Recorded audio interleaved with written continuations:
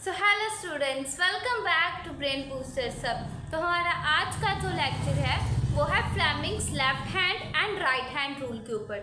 And ये video specially एक student की डिमांड के ऊपर बनाई जा रही है और होप आपके सारे डाउट्स क्लियर हो जाएं। इस वीडियो को एंड तक ज़रूर देखना। So let's start with Fleming's left hand rule. तो हम शुरुआत करते हैं फ्लेमिंग्स लेफ्ट हैंड रूल से। ये जो फ्लेमिंग्स लेफ्ट हैंड रूल है ये किसकी डायरेक्शन देता है? Direction of force.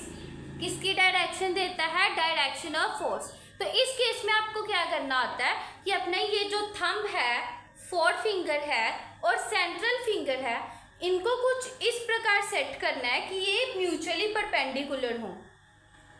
कुछ इस तरह से thumb, four finger, central finger, इनको ऐसे रखना है कि ये तीनों एक दूसरे से क्या हो? Mutually perpendicular.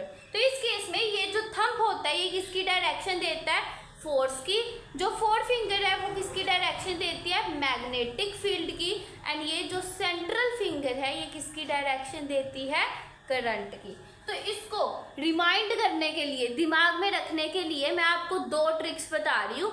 जो भी आपको सही लगेगी या इजी लगेगी वो आप उसको फॉलो कर लेना। मतलब बहुत सारे स्टूडेंट्स एग्जाम में इसलिए कंफ्यूज हो जाते हैं कि थंब किसकी डायरेक्शन देता है, भाई ये फिंगर कौन सी डायरेक्शन दे रही थी, ये सेंट्रल फिंगर किसकी डायरेक्शन दे रही थी। तो इसको याद करने के लिए मैं आपको ट्रिक दे रही हूँ, ध्यान से सुनना। अभी FBI, इनको याद रख लो। या फिर पहले क्या आता है हमारा? थंब, फिर क्या आ रही है? फोर फिंगर, उसके बाद क्या आ रही है? Central finger. तो ये क्या है? थंब, उसके बाद क्या आ रही है? देखो, four finger and then central finger. F का मतलब क्या है? फोर्स। ठीक है, F का क्या मतलब है? फोर्स। जो हमें फ्लेमिंग्स लेफ्ट हैंड रूल से पता चलती है कि फोर्स की डायरेक्शन कौन सी है। कौन दे रहा है? थंब। और B क्या है? Magnetic field. आपको पता ही है मैग्नेटिक फील्ड को आप किससे रिप्रेजेंट करते हो? B से। एंड I किसकी डायरेक्शन दे रही है? I stands for current. ठीक है, ये थी आपकी ट्रिक नंबर 1 जो आपको बता रही है FBI। याद रख लो, पहले क्या आता है? थंब, फिर फोर फिंगर और उसके बाद central finger. FBI। F stands for force, B stands for magnetic field and I stands for current. चलो let's move on to trick number 2। ये थी आपकी ट्रिक 1, ये भी इजी है। And now trick number 2।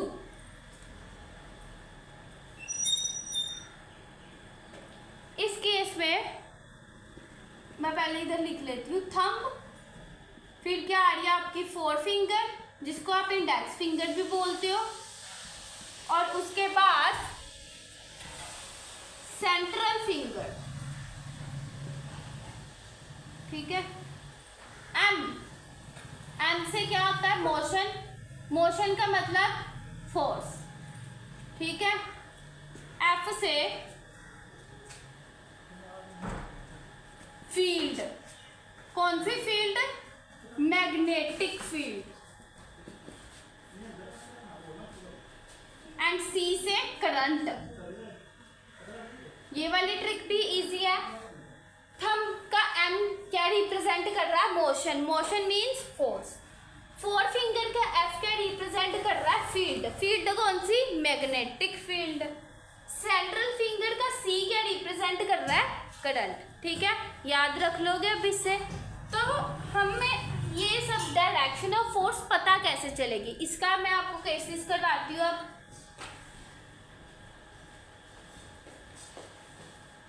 ये देखो, ये क्रॉस क्या रिप्रेजेंट कर रहा होता है कि मैग्नेटिक फील्ड अंदर को है। Cross means the magnetic field is inward. मान लो इस मैग्नेटिक फील्ड में आपने एक करंट कैरिंग रख दी और उस कॉइल में से करंट किधर को पास कर रहा है, इस डायरेक्शन में, तो आपने फिर से फ्लेमिंग्स लेफ्ट हैंड रूल लगाना है। ये देखो ये क्या है, मैग्नेटिक फील्ड। तो मैग्नेटिक फील्ड हमारी कौन सी फिंगर रिप्रेजेंट कर रही है, फोर फिंगर।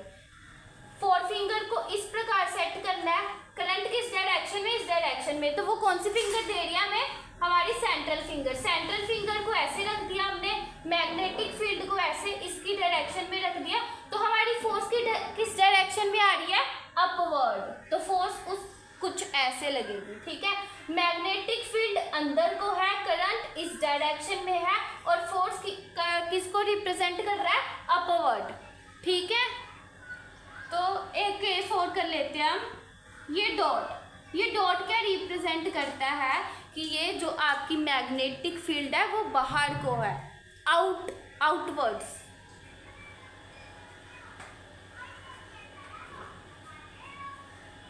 तो इस डायरेक्शन में आपने करंट कैरिंग कॉइल रख दी जिसमें से करंट इस डायरेक्शन में फ्लो कर रहा है, तो आपकी डायरेक्शन क्या आएगी, ये देखो फिर से वही बात, मैग्नेटिक फील्ड किस डायरेक्शन में है, बाहर को। अब मैग्नेटिक फील्ड बाहर को है, ठीक है, मैंने इंडेक्स फिंगर बाहर की तरफ कर दी, और करंट किस डायरेक्शन में है, मेरी तरफ, इस डायरेक्शन में है करंट। ये देखो मैग्नेटिक फील्ड बाहर को, करंट इस डायरेक्शन में, तो फोर्स किस डायरेक्शन में है, अपवर्ड, ऊपर को।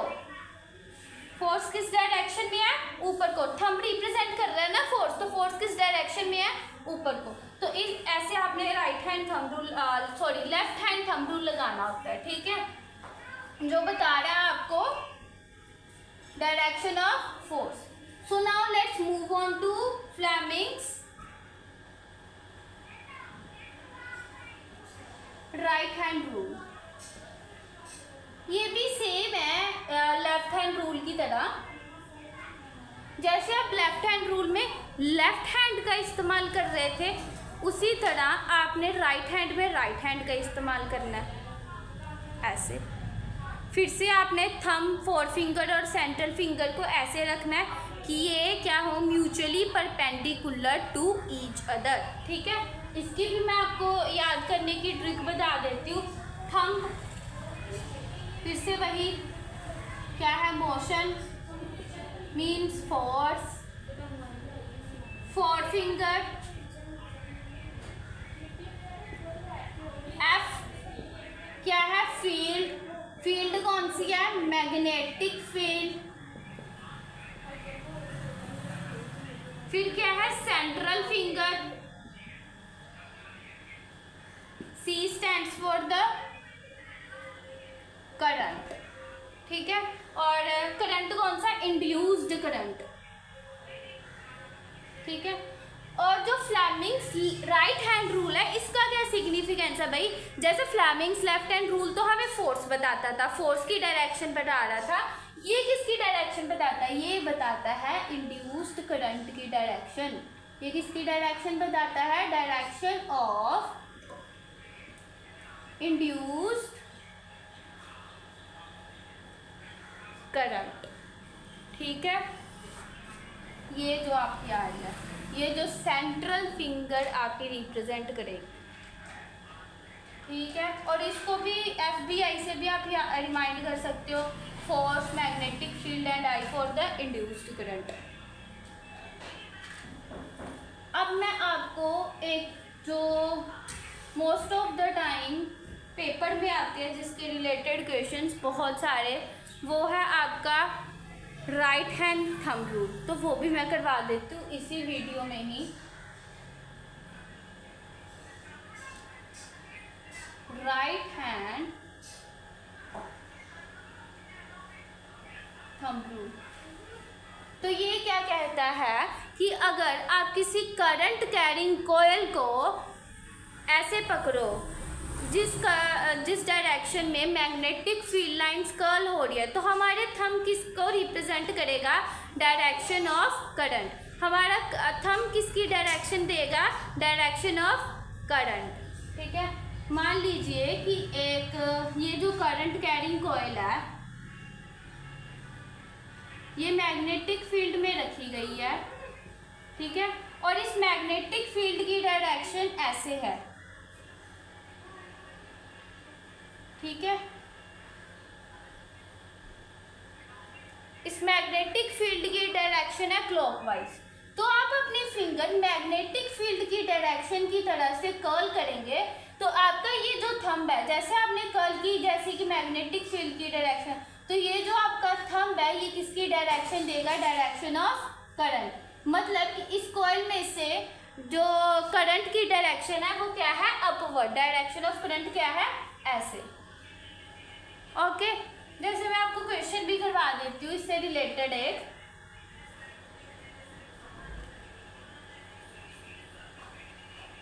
समटाइम्स वो पूछते हैं, ये क्वेश्चन बहुत बार एग्जाम में आया भी हुआ है, ये प्रीवियस ईयर क्वेश्चन है। ये एम पॉइंट है और ये एन पॉइंट है, ठीक है। एम से एन की तरफ करंट जा रहा है,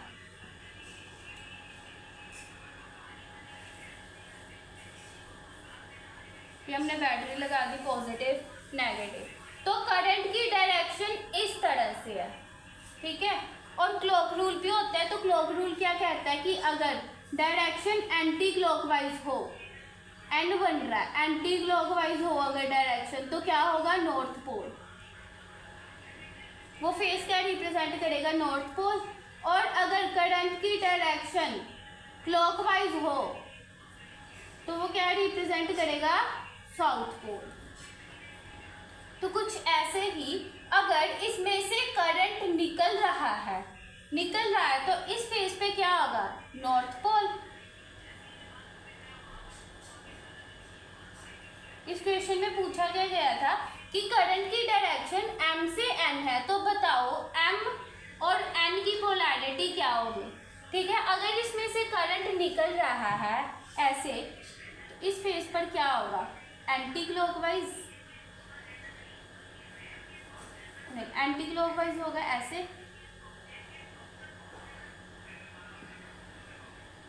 एंटी क्लॉकवाइज है तो क्या बनेगा इधर, नॉर्थ पोल। m क्या होगा, नॉर्थ।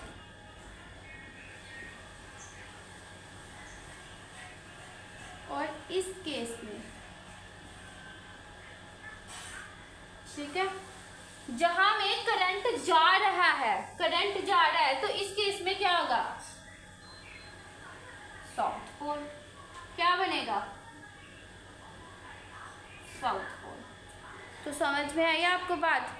इससे रिलेटेड मैं आपको एक और क्वेश्चन करवा देती हूँ ताकि आपका ये वाला कॉन्सेप्ट एकदम स्ट्रॉन्ग हो जाए कि मतलब पेपर में कोई भी क्वेश्चन आ रहा है आप कर सकते हो।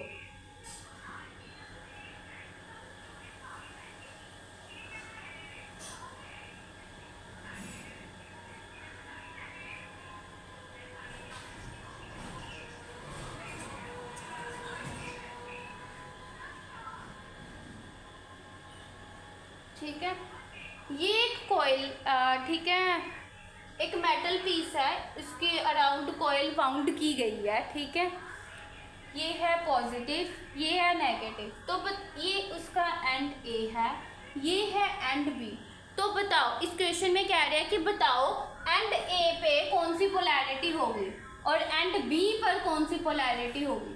तो ये देखो, यहाँ पर करंट जा रहा है मतलब ऊपर को है तो मतलब एंटी क्लॉकवाइज है, तो कौन सी डायरेक्शन हो गई, नॉर्थ।